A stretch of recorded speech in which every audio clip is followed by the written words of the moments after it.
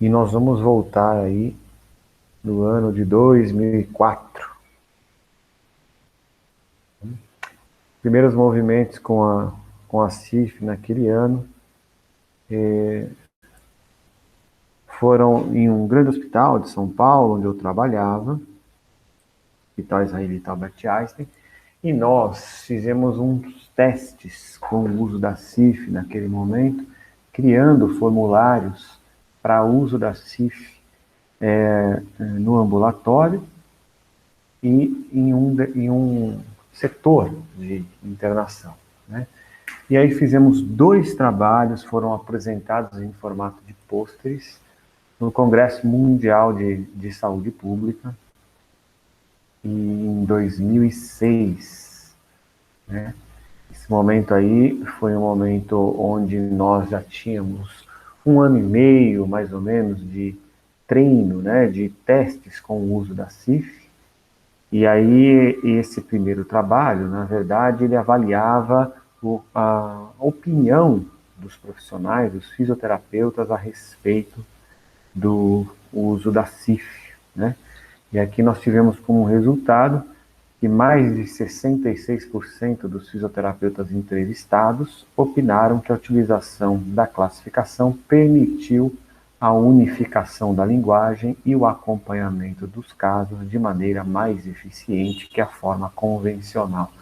Então essa que foi a intenção. Nós criamos formulários que tinham a CIF por base e aqui a ideia era conhecer, né, o que os fisioterapeutas acharam de fazer aquele uso preliminar da CIF. E tem também um segundo trabalho, que já foi a aplicação, né, da CIF com pacientes internados, né, e a ideia aqui também, ó, o objetivo do estudo era testar se a utilização da CIF seria capaz de otimizar o tempo de preenchimento, mesmo mantendo a qualidade das informações sobre o estado de saúde funcional dos pacientes internados, né? Que concluiu que a ficha de avaliação atual, daquele momento, né, era subutilizada, muito grande, provavelmente, com muitos campos em aberto, né? E seu preenchimento mais demorado em comparação à ficha atual, que na verdade era a ficha que estava sendo testada, que era a ficha com categorias da CIF. Então, nesses 2 momentos aqui, nesses 2 trabalhos, o uso da CIF pareceu interessante. A sequência, né, de uso da CIF nessa instituição eu não acompanhei, porque deixei de fazer parte da equipe no ano de 2008. Até aquele momento, a CIF não havia sido implantada completamente. Atualmente, não sei como o uso da CIF está por lá, né? Os anais do Congresso, foi esse Congresso aí, ó, você pode encontrar na internet. Não sei se os anais estão disponíveis, né, de forma eletrônica, mas nas bibliotecas você pode encontrar de forma impressa. O grupo CIF Brasil só foi fundado realmente em 2008, tá? E em 2008 como grupo, né, com o objetivo principal de treinar pessoas. Então, o objetivo sempre foi o de treinar pessoas, pelo menos na fase inicial. E nós entendemos como primeira fase os primeiros anos, né, do grupo, e vamos dizer que os primeiros 3 anos do grupo foram essa fase inicial aí, né, e também com um número de treinamentos muito grande. Aqui foram os momentos, né? Cada um dos treinamentos que foram dados, você pode acompanhar o mês e o ano. Primeiro foi na Unisanta, Universidade de Santa Cecília, que foi a universidade que eu me formei, e eu dei o treinamento aos meus próprios professores, com alguns professores novos. Depois nós iniciamos um trabalho pelo sul do país, começou em Florianópolis.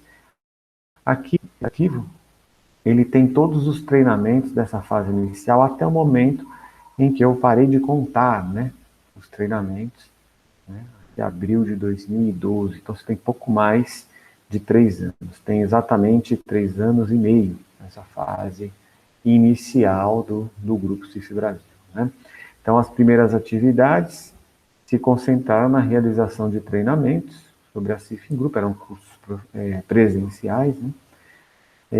E nós iniciamos nessa fase também os cursos online mais adiante. Nesse primeiro momento, foram 2.700 profissionais treinados, aproximadamente 2.700 profissionais treinados em 60 cursos, né? E a partir de abril de 2012, nós iniciamos uma segunda fase, que foi a fase que consistiu em ampliar as atividades para além dos treinamentos propriamente ditos, mas também auxiliando instituições a implantarem a CIF em seus sistemas de informação. Esse daqui era o objetivo principal. E aí também começaram os cursos à distância, né?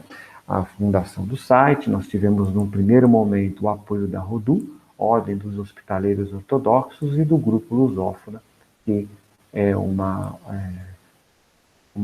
instituição de nível superior, né, que naquele momento se uniu ao grupo, né? Depois, o nosso contato com a RODU permanece.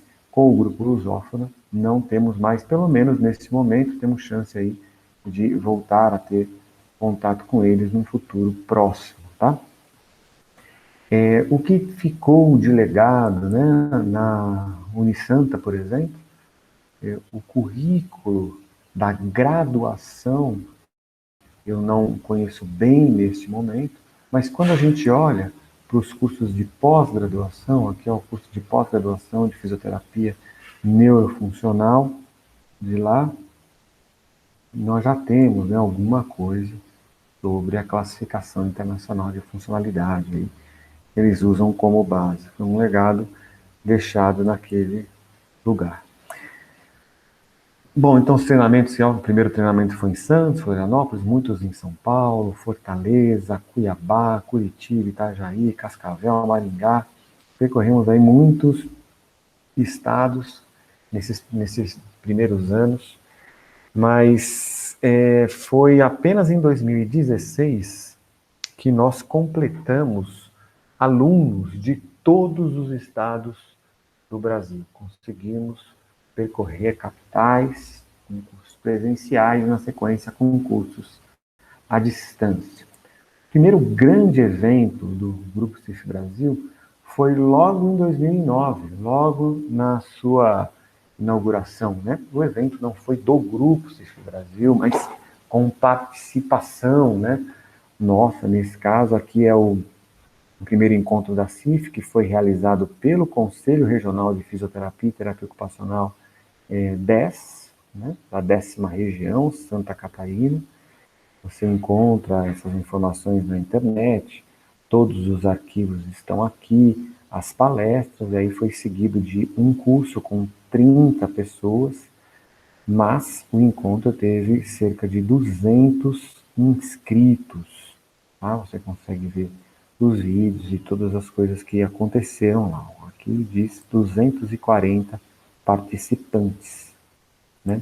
Foram convidadas pessoas de todos os estados naquele momento, ainda fechado, né, para as profissões de fisioterapia e terapia ocupacional, visto que aqui é o conselho dessas profissões realizando isso. Bom, na sequência, mesmo a partir de 2019, nós participamos da elaboração de uma proposta que se chamou Política Nacional de Saúde Funcional, como vocês estão vendo aí. Essa política, na verdade, foi criada anos antes e aprovada no Conselho Nacional de Saúde no ano de 2007. Tá? Então, antecede o Grupo CIF Brasil, e esse documento foi publicado em 2011. A Conferência Nacional de Saúde aprovou a Política de Saúde Funcional em 2007 e ratificou em 2011. Contudo, o Ministério da Saúde decidiu por não seguir as diretrizes deste documento aqui e de criar, naquele momento, a rede de atenção às pessoas com deficiência, né? O que criou os CERS, os Centros Especializados. Há uma certa incongruência, né, dessa política para os centros especializados, para a rede de atenção à pessoa com deficiência, visto que a política era muito mais ampla, né, e estabelecia a CIF como uma ferramenta de avaliação, mas o cuidado com a saúde funcional de toda a população e não de um grupo pré-determinado, e também com foco na proteção da funcionalidade e na potencialização da funcionalidade humana, e não apenas na recuperação dela e na garantia da acessibilidade. Óbvio que isso fazia parte, né? Mas ela não preconizava, por exemplo, que o primeiro passo fosse a criação de centros especializados, esse seria o último, né? Porque o foco estava na atenção primária. Então, isso aqui permanece arquivado, existe, não foi para frente. É possível, e eu torço, que o Ministério da Saúde volte atrás e retome a ideia da política de saúde funcional. O nosso ponto alto nessa primeira fase foi esse resultado aqui. Embora o Ministério da Saúde não acatasse, não tenha acatado, né, a política de saúde funcional, a CIF foi acatada, né? Aí você pode ver o então ministro da Saúde segurando a CIF. Essa foi uma reunião em 2011, tá? Que foi uma apresentação da classificação ao ministro, as suas potencialidades, os seus usos, né? Nesse momento aí a portaria da rede de atenção à pessoa com deficiência já tinha sido publicada, já considerava a CIF, pelo menos em seu texto, não em seu espírito, mas em seu texto, e nós tivemos a oportunidade de fazer essa apresentação ao ministro. E o que aconteceu de bom foi que um ano depois desse encontro, um ano e alguns meses depois desse encontro, foi publicada a Resolução 452, de 10 de maio de 2012, que adota, né, considerando que o Brasil é país membro da OMS, né, participou, se não resolve que a classificação internacional de funcionalidade e capacidade de saúde seja utilizada no Sistema Único de Saúde, inclusive na saúde suplementar. Tá? Então, foi publicada e homologada pelo Ministério no dia 10 de maio de 2012, tá? Resolução 452 de 2012. Bom, o que aconteceu na sequência? Nós continuamos trabalhando, fundamos este site em 2013, que é um site que utilizamos até hoje, uma versão da plataforma Moodle para cursos online, né? Hoje tem cursos temáticos, a formação de multiplicadores. Aqui nós abrimos agora para uma multiplicadora nossa, né? Que é diretora científica da Associação Nacional de Fibromialgicos. E nós ainda utilizamos isso como plataforma de ensino complementar, foi fundada em 2013. Nós também trabalhamos com saúde, com ensino à distância, junto com outros entes, né, junto com outras instituições. O CREFITO 10, novamente, em contato com a gente, que é um ano antes, 2012, foi quando nós participamos de uma imersão, nós já éramos um grupo, participamos de uma imersão sobre ensino à distância, e foi lançado um curso à distância com 1.200 vagas pelo CREFITO 10, em conjunto com a Universidade do Estado de Santa Catarina, o DESC. Tá? Naquele momento, foram abertas 500 vagas, e nós depois, com as outras turmas, foram 1.200 pessoas que foram treinadas, né, por esse curso online. E aí, nós ainda, no ano de 2013, o primeiro movimento que nós fizemos foi um movimento prático. porque aí nós já não estávamos mais apenas naquela questão de treinarmos as pessoas, né? Mas também de auxiliarmos instituições na implantação da Classificação Internacional de Funcionalidade. Estão vendo a musiquinha aí? Pronto. Foi inaugurado no ano de 2013, como você pode ver aqui, 25 de outubro de 2013, o Centro de Saúde Funcional. Você pode procurar esse vídeo no YouTube, com esse título, né? Não é uma inauguração apenas da instituição, apenas do prédio, apenas do serviço, né? Mas a cidade, o município de Barueri, naquela época, implantou a política municipal de saúde funcional. Já que nós não conseguimos que a União tivesse adotado a política de saúde funcional, nós experimentamos, então, neste município, tá? Em princípio. Alguns outros municípios vizinhos e até municípios distantes também ensaiaram, né, a política de saúde funcional. Mas Barueri foi o município que mais avançou nisso, inclusive com o uso da CIF a partir da atenção primária. Atualmente, e infelizmente, né, me parece que a política ficou como uma política específica daquele governo e não do governo, né? E atualmente ela já não é mais, embora o Centro de Saúde Funcional exista, ela já não é mais uma política municipal como antes. É claro que para saber mais informações, hoje é necessário que se faça um contato direto, né, com o município, porque eu tenho poucas informações a respeito disso. Trabalhei em Barueri entre os anos de 2013 e 2016. Você também pode ter informações sobre isso, né, sobre essa política naquela época, no Vimeo, que é semelhante aí ao YouTube, né, e também tem um vídeo, né, a respeito do Centro de Saúde Funcional e um pouco da política. Bom, nós estamos aqui no ano de 2013, né? Então, o que fizemos na sequência a partir de 2013? Apareceu a nossa revista científica. Então, nós passamos a investir na revista.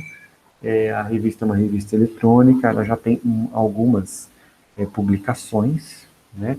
Atualmente, ela passa por uma reformulação para uma ampliação e uma melhora. Ela é indexada na Latindex, tá?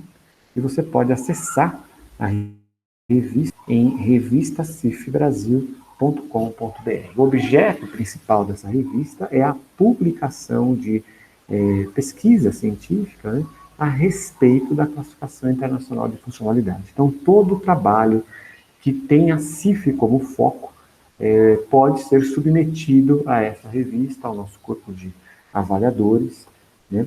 E é uma revista rica em produção de literatura científica a respeito da classificação.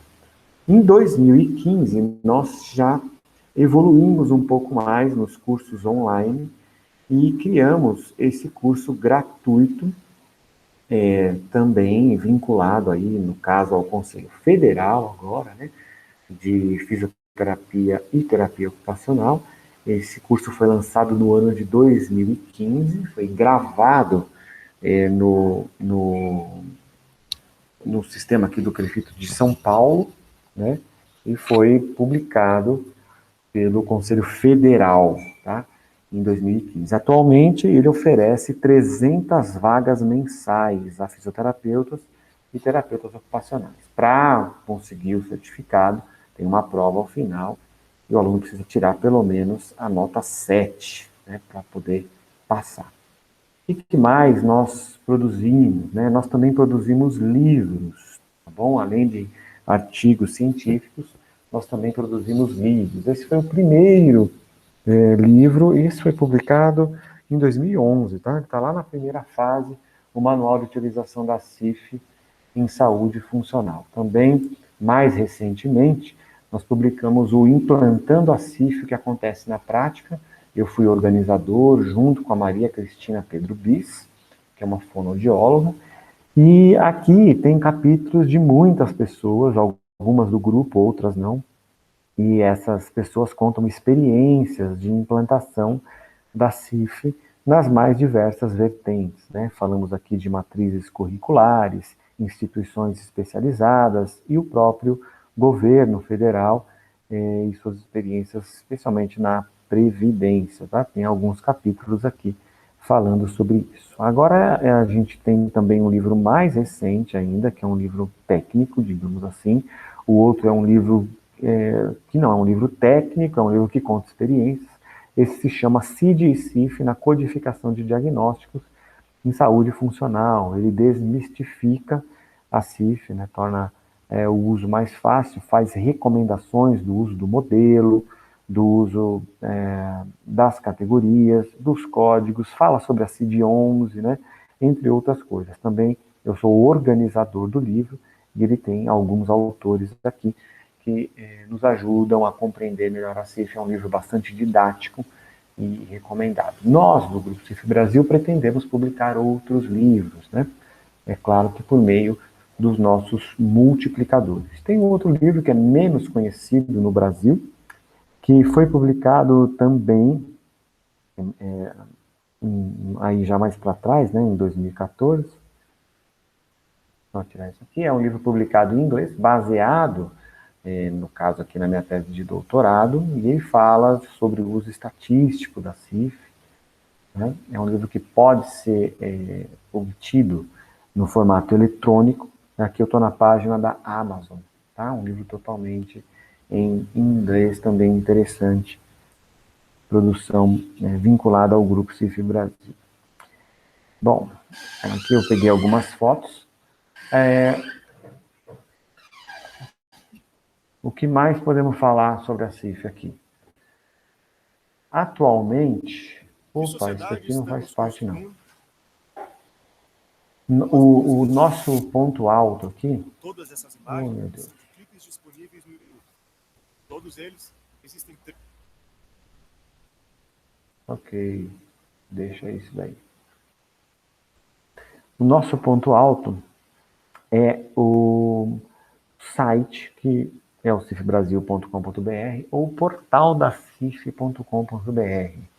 Esse é o nosso portal, que é uma forma de vincular os nossos multiplicadores ao público em geral. Pessoas que precisam usar a CIF, que precisam aprender sobre a CIF.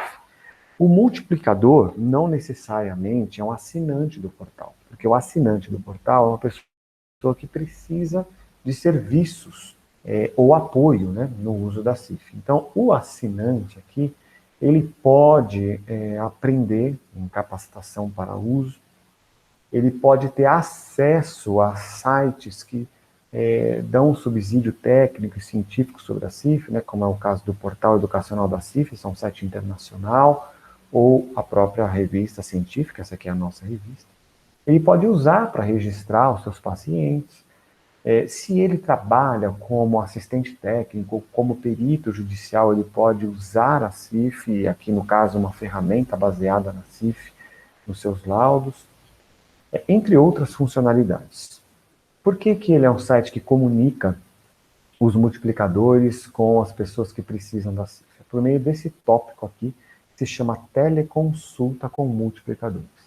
Aqui, um usuário, um profissional, um cliente, um paciente, uma instituição, pode entrar em contato e marcar aí eu posso chamar de teleconsulta ou teleconsultoria, depende daquilo que a pessoa precisa, né?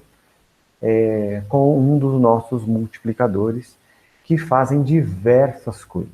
Os nossos multiplicadores são pessoas treinadas, capacitadas e que recebem educação permanente, e cada uma delas desenvolve um ponto específico com a CIF. Algumas estão mais voltadas ao desenvolvimento de literatura, artigos, livros, capítulos de livros. Outras estão mais preparadas para treinarem outras pessoas, então elas fazem oficinas, elas fazem cursos curtos, né? Cursos longos. Algumas prestam assessoria depois do curso. Outras ajudam instituições especializadas a implantarem o uso da CIF, o uso clínico da CIF. Outras ajudam instituições de ensino a implantarem a CIF nas suas matrizes curriculares. E nós temos também pessoas que desenvolvem tecnologias com a CIF, como é o caso do próprio portal e as suas diferentes funcionalidades. Nós temos pessoas desenvolvendo aplicativos eletrônicos para facilitar o uso da CIF, às vezes com algum foco, né? Saúde mental ou outro tipo de foco. E nós temos também aqueles que, além de multiplicadores, são nossos credenciados, são pessoas que prestam serviços diretos a clientes, né? Na emissão de laudos que as pessoas precisam para inclusão no trabalho, para inclusão na escola, ou se de alguma maneira a pessoa está envolvida ou precisa da justiça para conseguir algum benefício ou direito, os nossos multiplicadores também estão à disposição dessas pessoas, sendo que cada multiplicador tem um ou mais focos dentro do grupo. Alguns, por exemplo, têm foco de treinar em um público específico, como, por exemplo, psicólogos, médicos do trabalho, terapeutas ocupacionais. Enfim, nós somos um grupo de pessoas capacitadas que recebem treinamento contínuo a fim de implantar a CIF e disseminar conhecimento sobre ela até que os cursos da CIF se tornem desnecessários. Esse é o nosso ponto. Quantos somos? Eu tenho aqui uma perspectiva, nós estamos quase nesse número, tá? Não pretendemos fazer com que a nossa equipe de multiplicadores cresça muito. Nós temos um limite que é em torno de 70 membros. Em torno de 70 membros significa que 71 aí não é um número exato, pode ser um pouco mais, pode ser um pouco menos, pode ser exatamente 71, bem como a distribuição. Nós fizemos uma distribuição proporcional, né? E essa é a divisão esperada, né? 30 multiplicadores no Sudeste, 5 no Centro-Oeste, 6 no Norte, 20 no Nordeste e 10 no Sul. Esse número também, por região, não é um número exato. Então, em torno de 30 no Sudeste e assim, respectivamente. Bom, essa foi uma apresentação rápida sobre o histórico do Grupo CIF Brasil e muito obrigado por nos ouvir, por me ouvir até aqui e até o próximo vídeo